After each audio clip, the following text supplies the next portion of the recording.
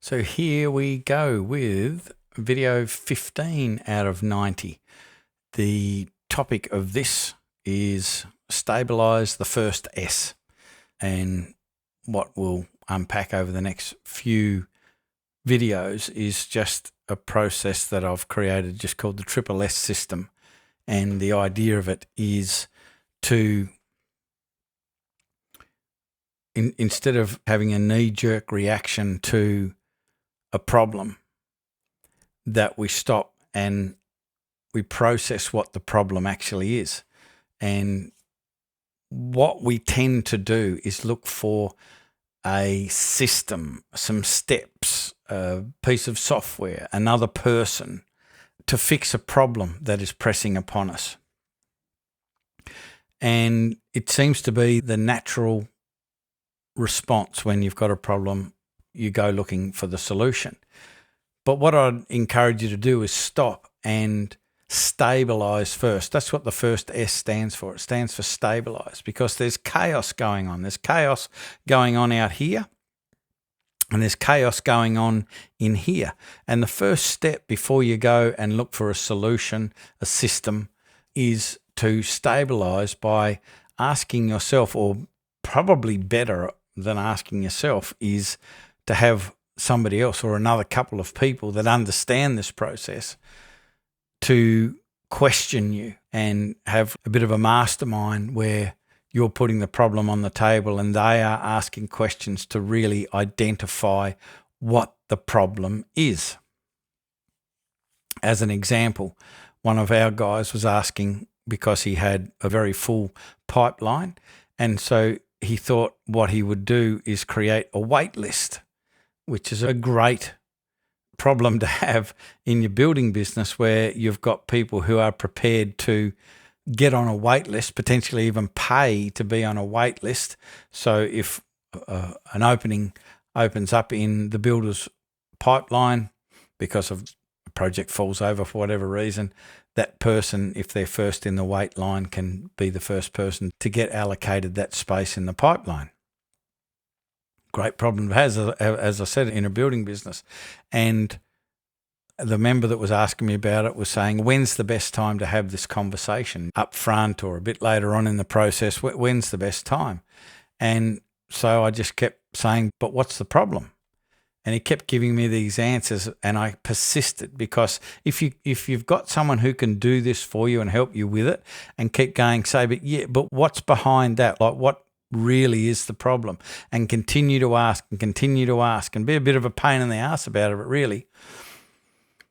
You will more than likely, not always, but a good chunk of the time, you will end up at a feeling.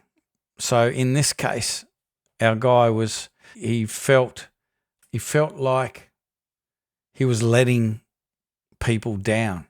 So he basically felt bad. He felt frustrated and felt guilty that he wasn't helping people. And so what we found out was that had he gone ahead and I had have answered the question, when's the best place to have this conversation, the thought process and the conversation would have stayed around creating a wait list was the solution to the problem. But when we unpacked it, it wouldn't have been the solution to the problem. And this is my point, that we quite often, because we don't really understand what the real problem is, we search for, buy, and implement solutions that we think are going to fix the problem, because we're only looking at this one-dimensional view of it. But when you dig deeper, you go, that wouldn't have fixed the problem. He would have a wait list, but there would still be people waiting and he would still feel guilty and still feel bad. So what we did, because we were able to identify the issue, we were able to come up with a solution that addresses the beliefs around what's causing the guilt and the frustration. And we were able to re-establish a set of beliefs around that allowed that person to feel good. That doesn't mean that you don't go ahead and do the wait list, but my point is, he had have done the wait list, it wouldn't have fixed the problem. we've been able to address the problem, and he's working on being able to feel better and not feeling guilty and feeling like he's doing the absolute best and he's the prize and people are lucky to have him as their builder. That's the solution to the problem. But he can still go and put that wait list in place because that's a good idea. But my point is that wouldn't have fixed the problem. So when you've got a problem, find somebody to help you identify what the real problem is instead of what the apparent problem is. Dive deep and figure out what's at the root cause of this problem. Many times you will find that just by being able to identify what the problem actually is, you can shift and change how you think about it and the problem disappears. So there is no solution needed. And that happens more often than you'd think. So I hope that was helpful. The Triple S system, first stabilise, then systemise. Then when the systems are in place, then you can scale for freedom.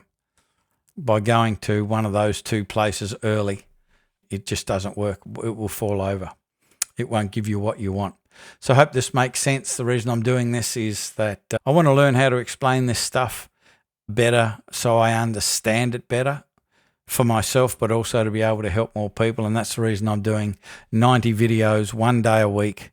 Sorry, one every day for 90 days.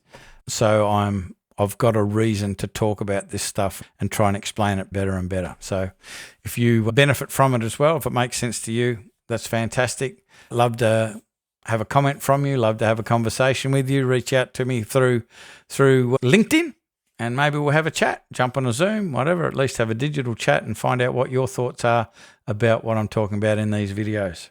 See you in video 16 out of 90. Bye for now.